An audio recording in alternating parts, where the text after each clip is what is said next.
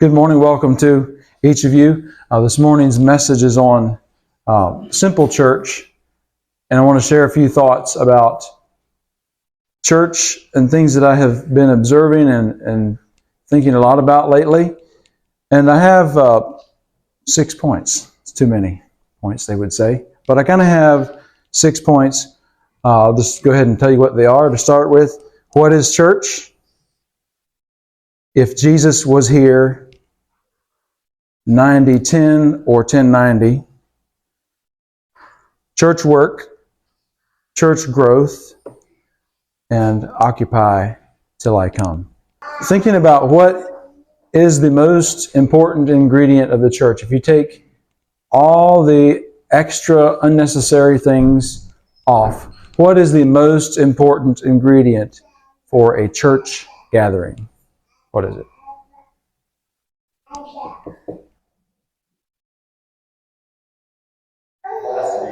God, or the Spirit of God, or either that or people kind of. Can we have church without a bulletin? Probably. We can have church without a bunch of, you can have church without a lot of things. It doesn't mean those things are bad, but what is the essential part? And I've asked Brother Paul to come up here and read a verse, Matthew 18, verse 20. If you could, please.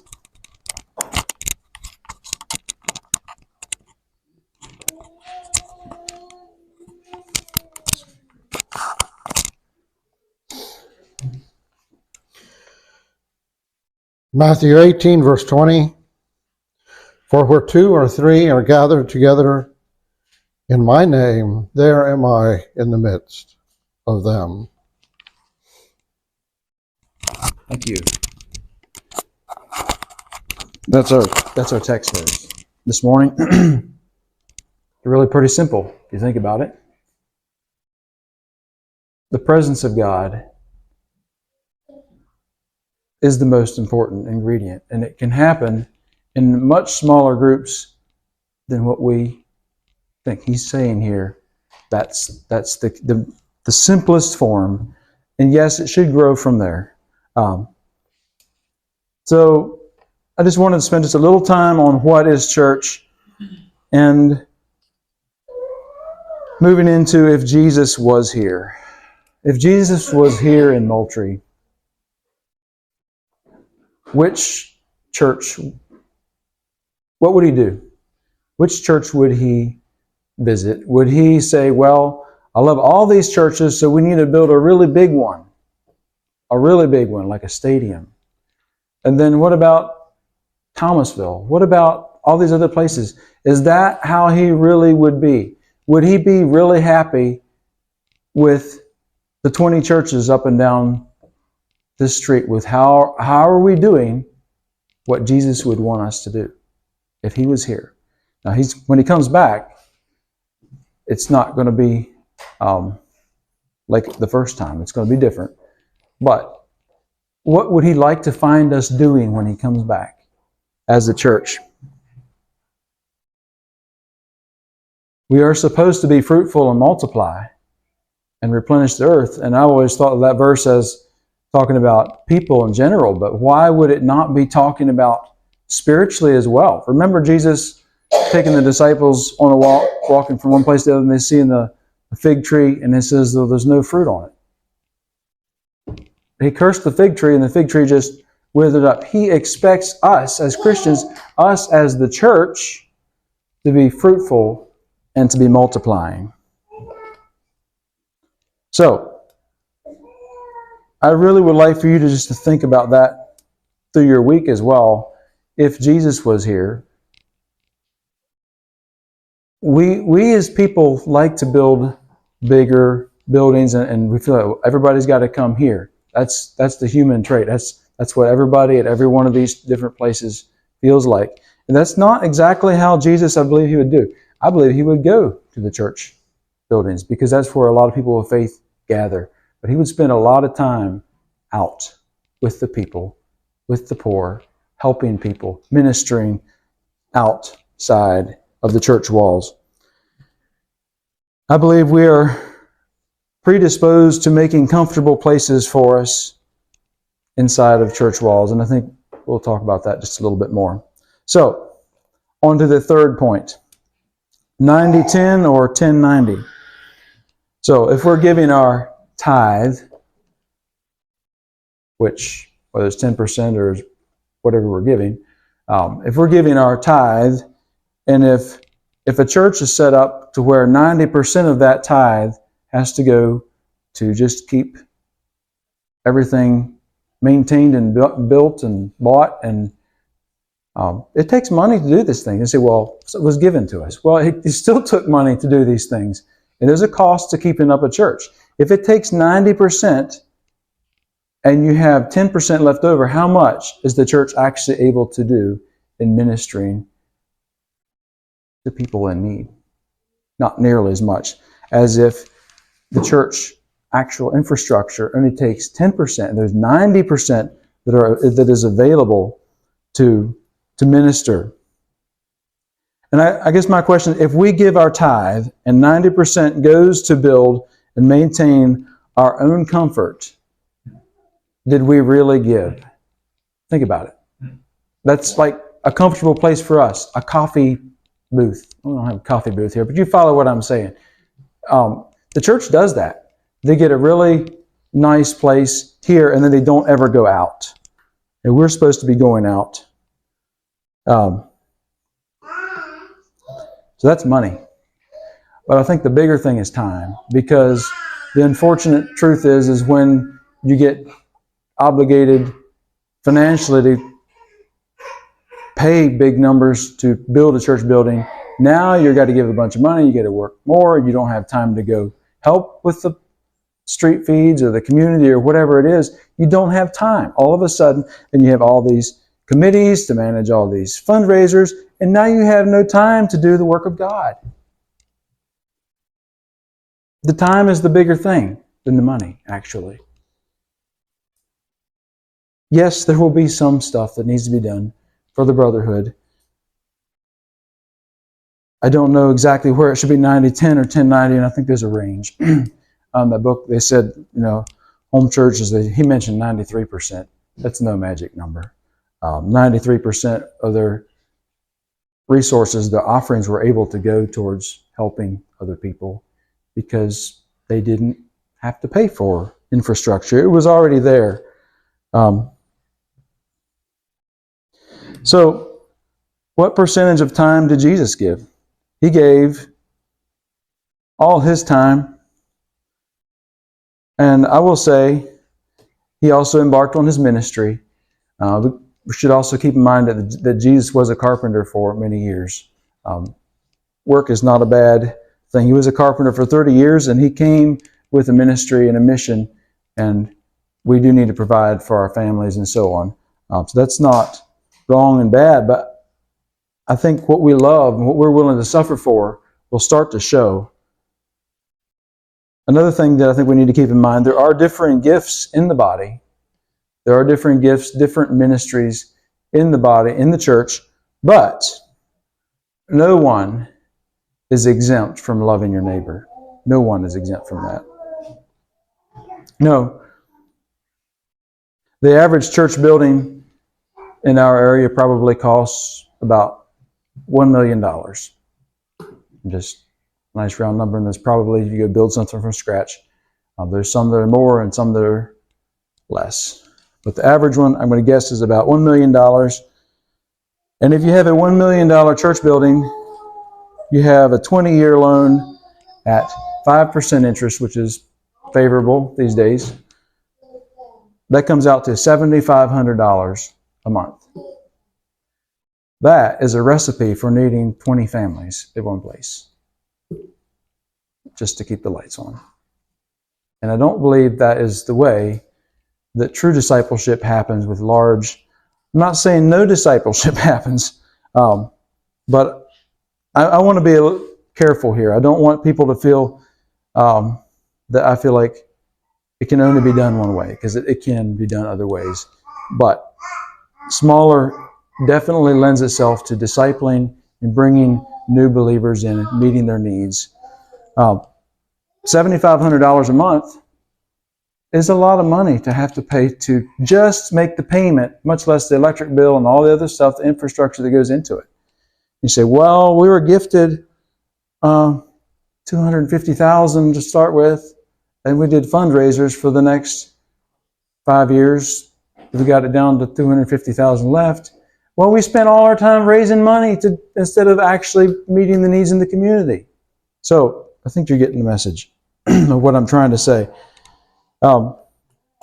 Is the church supposed to be known for many fundraisers or offerings? I think a lot of churches, people don't like to go to church because they pass the offering plate so much. Is it supposed to be known for many fundraisers or offerings, or for the love, preaching, and helping those in need like Jesus did?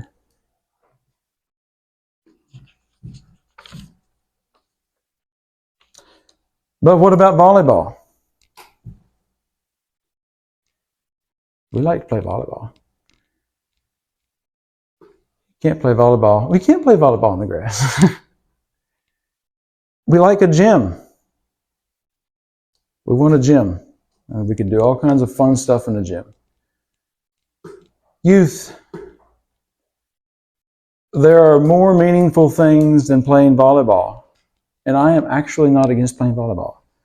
But thinking about the needs of the brotherhood, the needs of the church, when our youth catch the vision for taking care of people, passing out tracts, for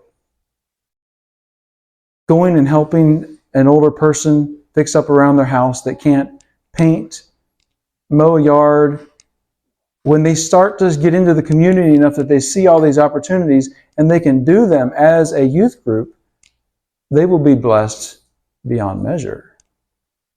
And it actually, you say, well, we need recreation. And I know recreation is good, but when we love God and when we love people, that sort of thing is actually recreation too. So don't take anything I say and just get it too far out of whack. I'm trying to bring some principles here to help us think about what does the church really need if we're going to do the work of God.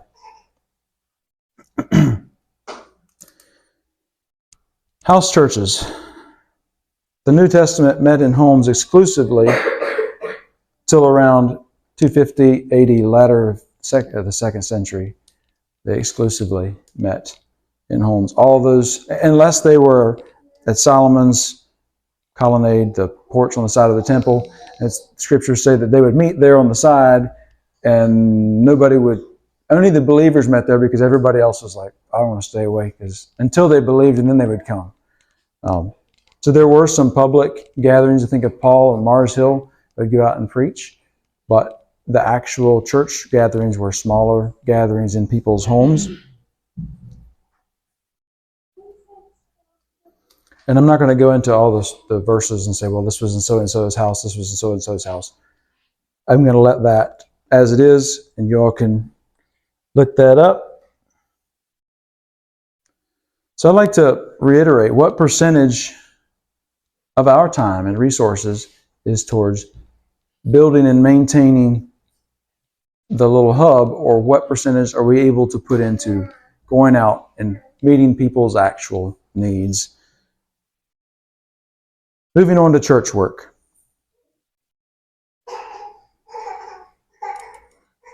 Mark chapter 10, verse 21.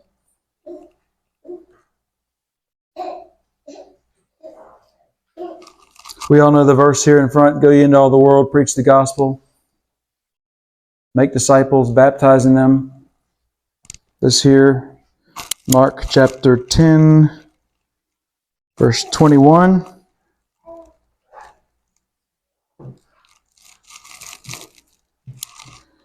Then Jesus, beholding him, loved him, and said unto him, one thing thou lackest, go thy way, sell whatsoever thou hast, give to the poor, and thou shalt have treasure in heaven, and come take up thy cross and follow me.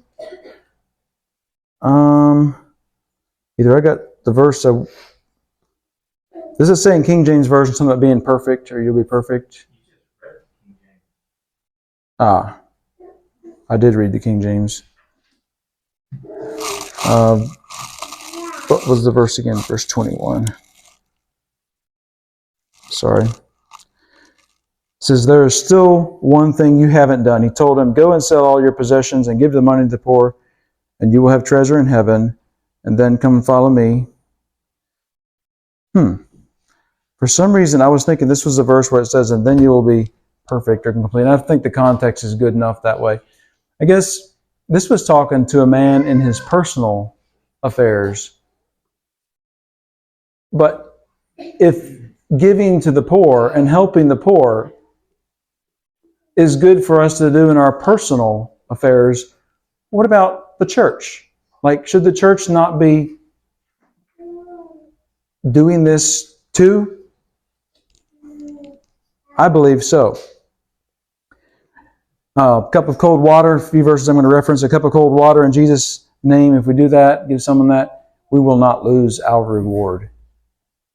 Luke chapter 3, verses 9 to 10. Let's turn to that. Luke 3, 9 to 10. And now also the axe is laid under the root of the trees. Every tree, therefore, which bringeth not forth good fruit is hewn down and cast into the fire. That's not good. And the people asked him, saying, what shall we do then? He answered and said unto them, he that hath 2 coats, let him impart to him that hath none, and he that hath meat, let him do likewise.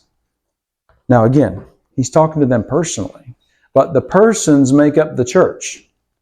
And if we're doing this personally, the church should also be a reflection of that.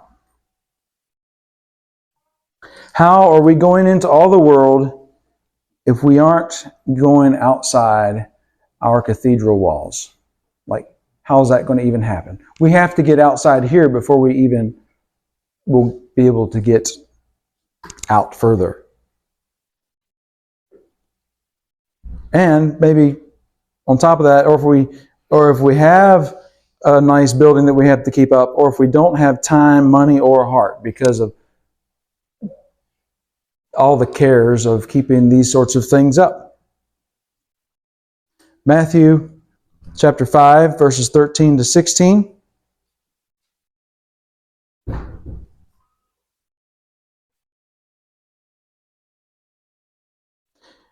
Matthew 5, 13 to 16. You are the salt of the earth, but if the salt has lost its savor, wherewith shall it be salted? It is thenceforth good for nothing, but to be cast out and be trodden under foot of men. Ye are the light of the world. A city that is set on a hill cannot be hid. Neither do men light a candle and put it under a bushel, but on a candlestick, and it giveth light unto all that are in the house. Let your light so shine before men, that they may see your good works and glorify your Father in heaven. And those verses in our lesson this morning that Jesus was not handsome. Jesus was not good looking. There was nothing to draw him by his appearance. But because he had the presence of God, because he was God, he was salty. And people wanted what he had. Are we salty? Are we spending time with God? I'm going to reference this later too, probably, but is our religion salty enough that it makes a difference in other people's lives so that it can grow? The early church, the biggest periods of church growth, they actually didn't have any buildings and they didn't have any signs. Not really saying signs and buildings are bad, but they were salty. Like they grew the most when they were real, authentic. We talked about that. Jesus was so real. People said they knew he spoke with authority. They knew he was real. And he backed it up with what he did.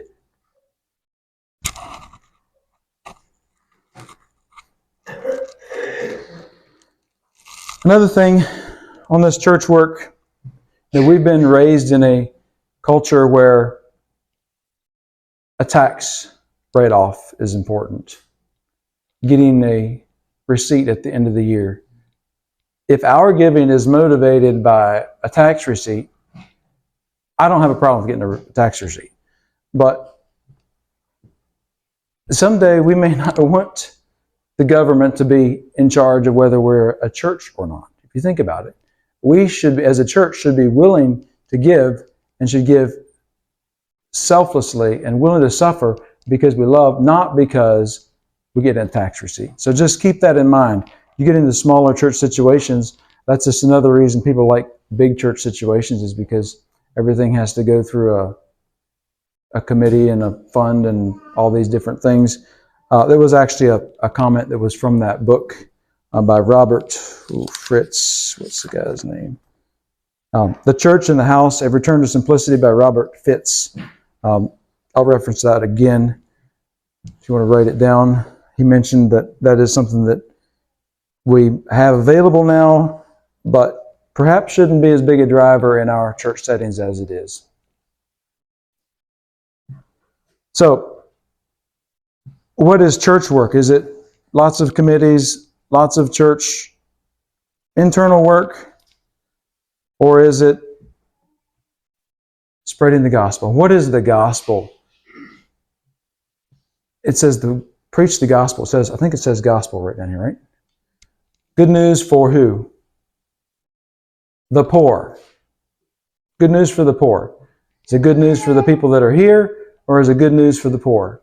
And as we preach this gospel, we need to realize that it's going to be moving out from here. There was a story this fellow